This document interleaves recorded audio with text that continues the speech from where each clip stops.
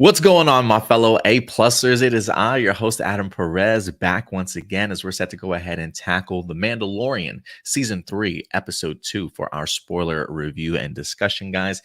Thank you for everybody certainly joining us, whether that be over on YouTube, maybe you're watching us or listening to us after we go live over on Spotify, guys.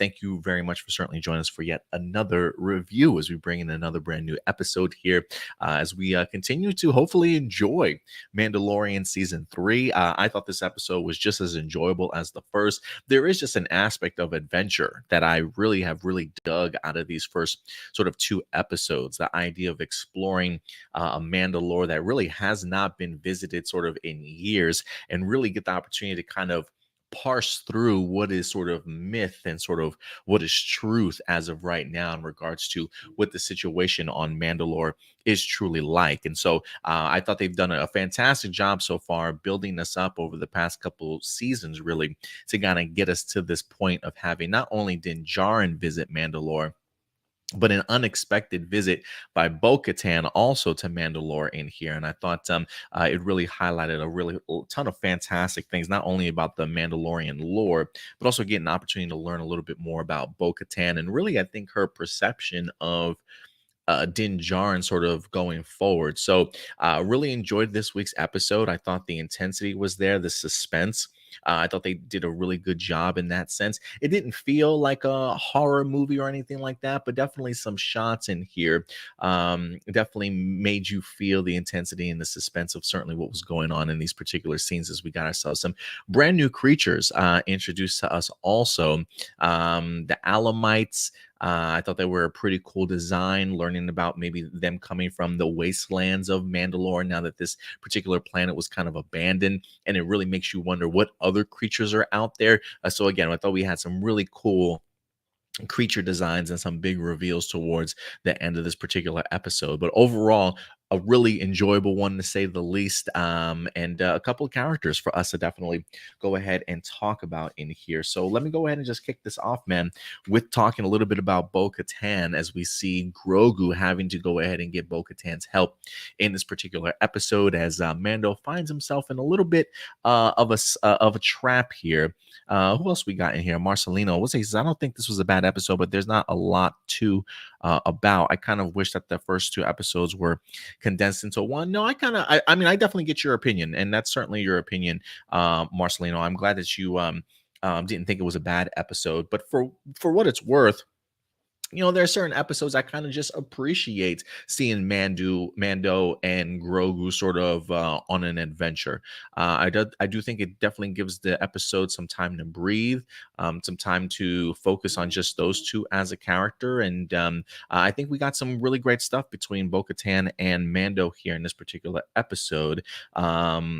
But if anything, I'm pretty sure some people will be like, "Oh, this is just filler." I really don't. I really don't think so. I think you can have slow paced and episodes that know the type of story that they want to tell without it necessarily having been a filler episode. And when I look at this particular episode, I thought they did a pretty good job. I definitely don't see it as a filler, as I feel like I've come to learn a little bit more about Bo-Katan, and I think her, again, perception of Mando. I think the idea that she shows up in this episode, one, for me, it was kind of cool to see her back on Mandalore. Like, you can just tell from Katie Sackhoff, who is a great actor on her own, just being able to see her channel those emotions and those feelings that Bo-Katan probably is feeling at the idea of returning home, which she probably had no certain intentions of doing so, right? Her whole plans to go back to Mandalore in the first place sort of got ruined when her own people sort of went off on their own and kind of became mercenaries and took the entire fleet, right? So the fact that she does find herself on Mandalore after deciding not to go in the first place, I found quite interesting. And so for me, the idea that she goes out to help Mando, I think also in this episode, to her, maybe shows really his true willingness to not only cleanse himself, but also maybe make Mandalore sort of great again, right? Can we get a hat, make Mandalore great again? I think that would be, and if anything, I think just looking at the way that she views Din Djarin in this episode, the idea of hearing him talk about his determination to find the living waters, him having remorse of not being able to meet her father, right? Kind of appreciating the man that her father certainly was. And I think just seeing his devotion to the creed of the Mandalore is kind of like, in a weird way, I think she's kind of looking at him in the sense of, he almost understands the true meaning of Mandalore more than some Mandalore certainly do. His unflinchingness to believing in these sort of kids' tales that he was certainly brought up on. And for somebody who's not a true Mandalorian like Din Djarin, he's sort of an adopted Mandalore, sort of adopted into the fold sort of thing. Again, I think the idea that he has this focus and this belief, and this understanding of the creed, probably better than most Mandalorians. I think the more he talks about it, and the more that she sees, the steps and what he's willing to certainly go through in order to achieve his goal, I gotta think that's sort of like admiring him in a bit, or at least sort of changing that particular mind view and worldview of who Din Djarin certainly is. Whether or not she still has that animosity of, man, maybe I should still be the one in charge of Mandalore, or maybe her mindset is changing, getting the opportunity to see what Din Djarin is certainly all about. That I don't know, but I do think that this episode did a really good job of allowing these two to be on Mandalore together, and to maybe understand each other just a little bit more. So I definitely did appreciate what this episode really brought to the forefront in here. So yeah, again, that goes to that sort of suspense and maybe even horror elements in here. But I thought Katie Sackhoff as Bo-Katan just did an amazing job here in this particular week's episode. I'm just kind of going through my notes here real quick also. um Bo-Katan certainly did her own fair share of rescuing of Din Djarin in this episode 2 times, I believe, as she winds up taking on that mechanical creature that we see in the dungeon, and then also saving him from drowning in the living waters at the end of this episode. They really highlighted her fantastic fighting ability. I love the fact that she looks at Grogu and is like, "You didn't think your dad was like the only Mandalorian, right?" And just really showcasing what she truly is capable of, and being able to handle things just as well as Din Djarin in this episode, as she certainly does come to his rescue. Quick honorable mention, while we did get elements of the Alamites in here, I thought the Alamites design was actually pretty cool. I wish I had brought up a photo of the Alamites, but I did pull up a picture of one of the creatures, at least while he was sort of in his robotic suit. There are elements of like General Grievous that I get from this character, in the sense of like the remnants of a human being, body parts, living organisms kind of being planted within these machines in order for him to certainly still continue to live. So there was a part of me that was like, is this General Grievous somehow? Has he managed to survive after all this time and managed to escape on Mandalore? I certainly don't think so, but I definitely do think it's fascinating to kind of see that concept again of like this living creature jumping in and out of different robotic suits to kind of help and keep himself alive during this time. And if anything, I probably would assume he's probably from the Wastelands,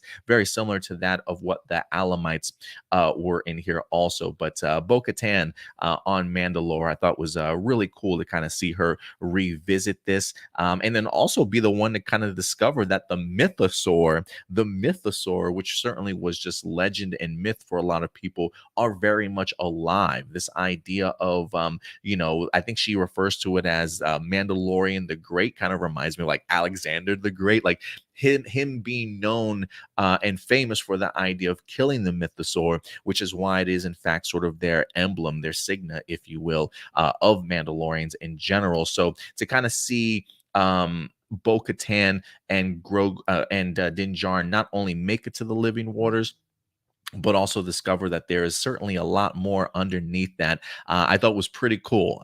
Whether or not that's something that they focus on again going forward, like, hey, it wasn't just one shot and we'll never see the Mythosaur again. I really do hope that it certainly comes back, or who knows, maybe it just continues to live amongst the myths and the legend, and there are just very few people such as Din and maybe even Bo-Katan that know that it's certainly in existence. I mean, look, I think Din, for the most part, probably had no idea what was going on after he wound up getting pulled under. So who knows if he's even aware of a mythosaur being under the waters. But Bo-Katan certainly is. And I do wonder if that also brings her closer to believing now, sort of in those kids' stories, now that she's kind of seen it for herself, if this gives her a new sense of belief and understanding what it is that Din Djarin is certainly fighting so hard for. So I thought Bo-Katan definitely had some very eye-opening moments for herself by getting the opportunity to go back to Mandalore in the first place.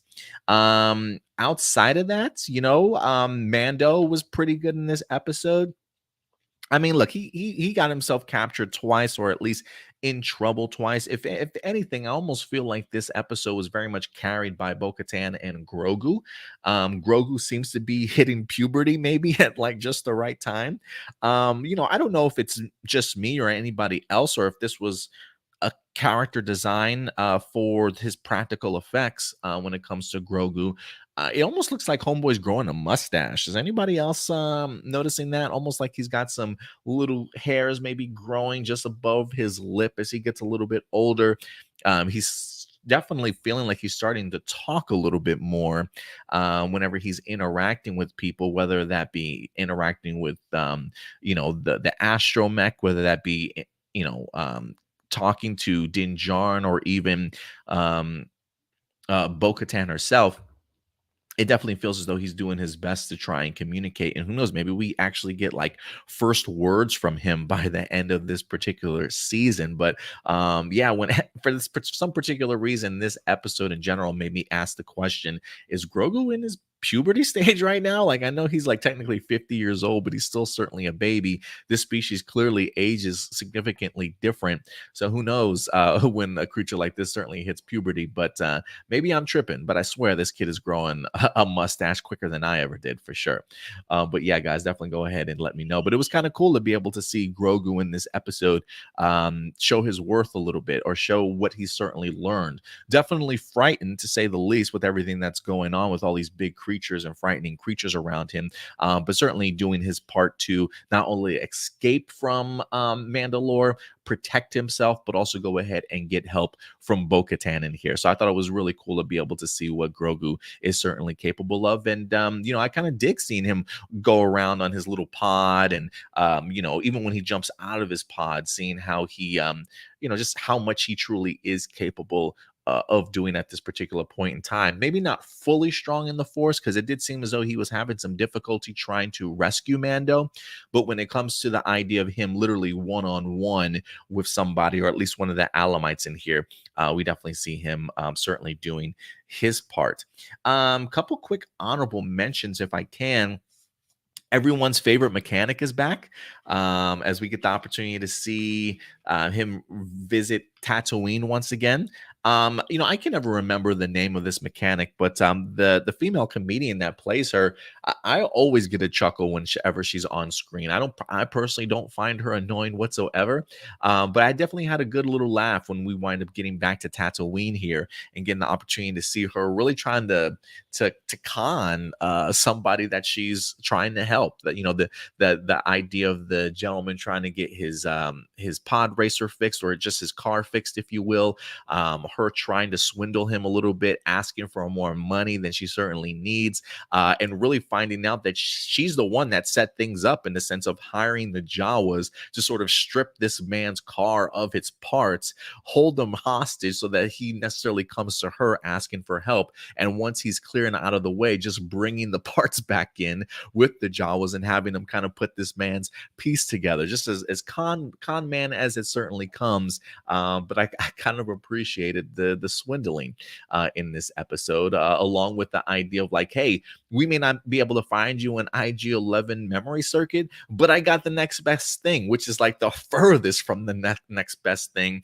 But does her salesman pitch and manages to stick this Astromech R5 with Din Djarin in this episode, and it definitely got a few chuckles and laughs out of me, to certainly say the least. Like, it seems as though everybody almost was frightened, with the exception of Din Djarin and Bo-Katan. Everybody else is pretty much frightened to even go down to Mandalore. I mean, certainly Grogu definitely didn't want to certainly go there at first. And that Astromech droid almost kind of knew what his fate was going to be before he even stepped off of that Naboo fighter. So I just personally always love the personalities that Lucasfilm and Star Wars always gives their droids.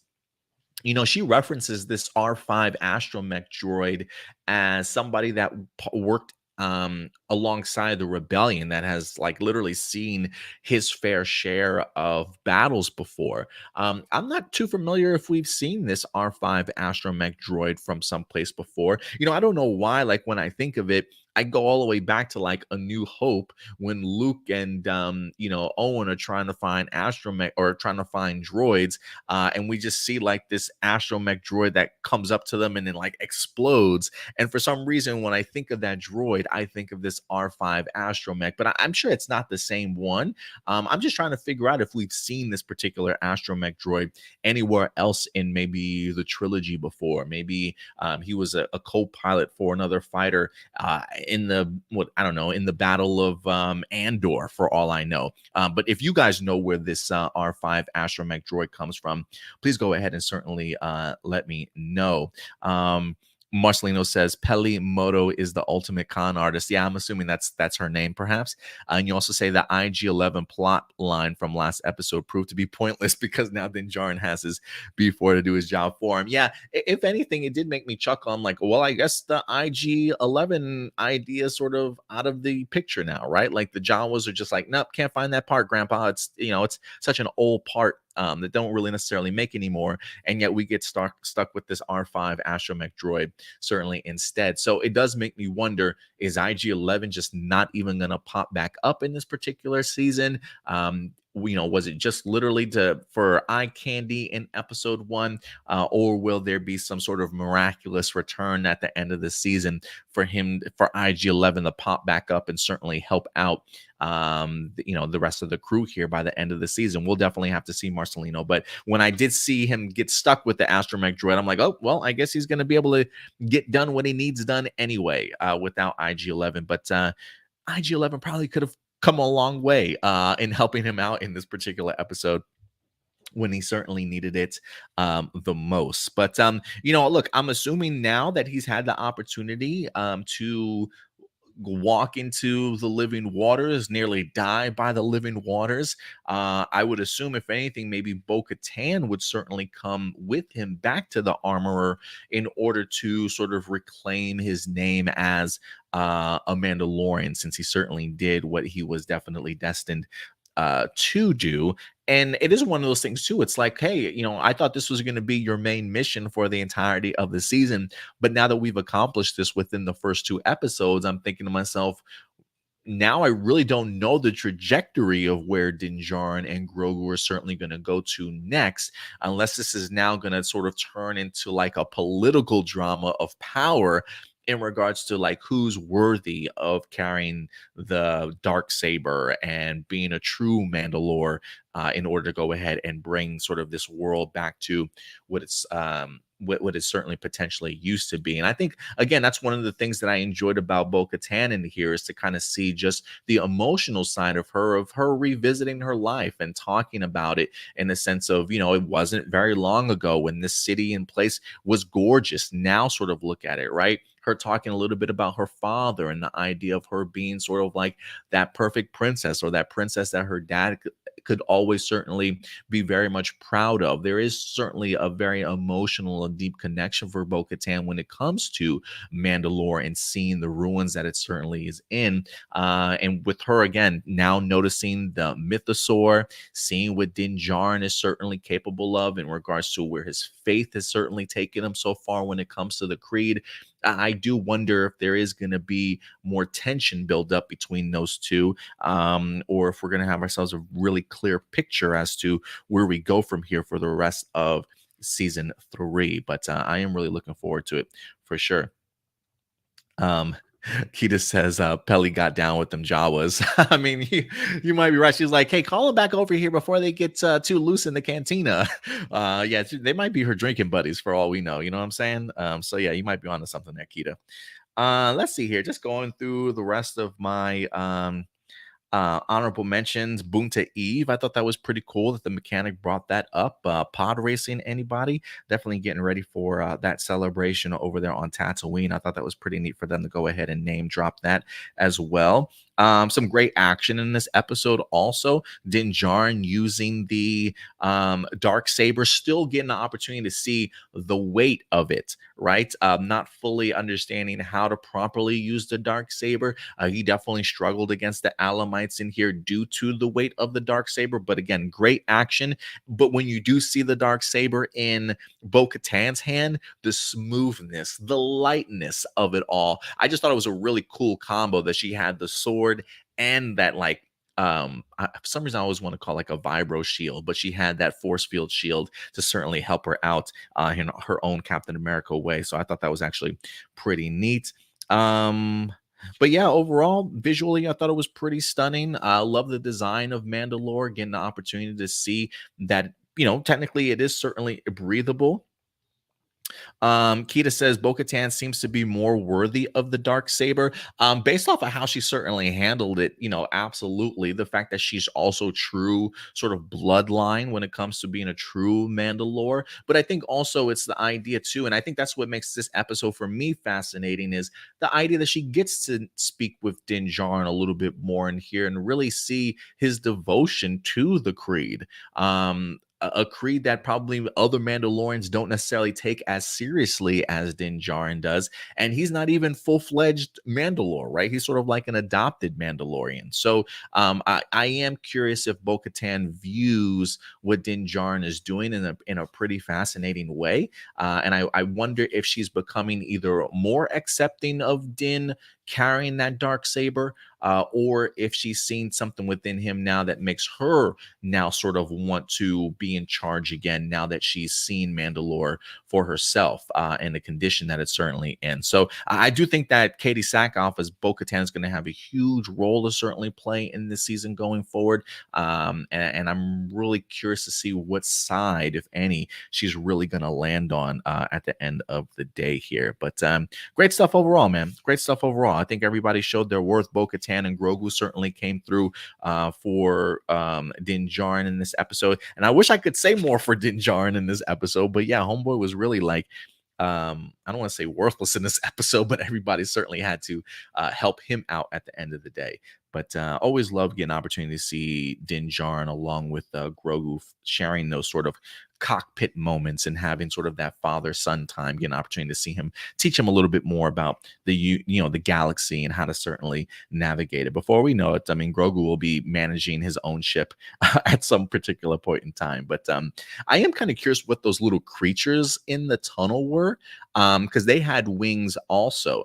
And there was a part of me that was wondering, like, are they baby Mythosaurs that are eventually, or baby Mythosaurs that are eventually going to grow to that same size that they certainly, were back in the day, or per legend, or what we saw sort of in the living water. So I am kind of curious what those particular creatures were. But overall, I thought it was another fun episode. Nothing that has blown my socks off for the first two episodes, but enjoyable details for where our characters have been, where our characters are certainly going, the mind state that we see in some of these characters in particular in, and just adventure. And I think sometimes that's kind of missed, it does still certainly have that Western sort of vibe to it, that we're literally following this outlaw that's going on these particular missions. And when you have that kind of mindset of what this series is supposed to be, because it is inspired from sort of Western movies and Western shows and things like that, this is the type of sort of pacing that kind of comes along with a show like this, that every episode isn't going to be revolutionary, but the idea that Jon Favreau as a writer can find situations for Grogu and Din Djarin to find themselves in an adventure where, either they're in danger or they're working together, or opportunities for our characters to grow as people. I think they've been doing that in the very first two episodes in here. And again, the special effects certainly work. The introduction of brand new characters and creatures, I think, went a really long way for this episode. And, I think it's an introspective point of view for us to see Bo-Katan, I think, and Din Djarin in this episode as well. So overall, another certainly enjoyable one for me here, man, and I cannot wait to see where season 3 takes us next. Kita says Grogu saving Mando was like The Last of Us this week with Ellie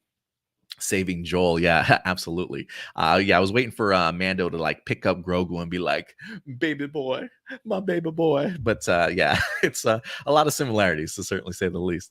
But yeah, guys, look, let me know your thoughts when it comes to the Mandalorian season 3. Have you been hella impressed? Have you just been enjoying the ride so far? Has season 3 been underwhelming for you 2 episodes in? It's still relatively early, so we'll see where this direction goes. But overall, I was a big fan of this episode and cannot wait to see more. Katie Sackhoff for me again. I've said this before, and I continue to give her praise. I really enjoy her as an actress, and considering the fact that when you have to deal with Mandalorians, everybody's certainly wearing a helmet, so you don't get to see a lot of faces. I do think the idea of being able to see Bo-Katan's face and her taking off her helmet really does help with just performance and carrying the emotions of the show, because sometimes when you just have to deal with a blank face, even though I think Pedro Pascal and his stunt doubles have done a really good job of showcasing like emoting emotions while certainly under helmets, I always love getting an opportunity to see an actor's face. And so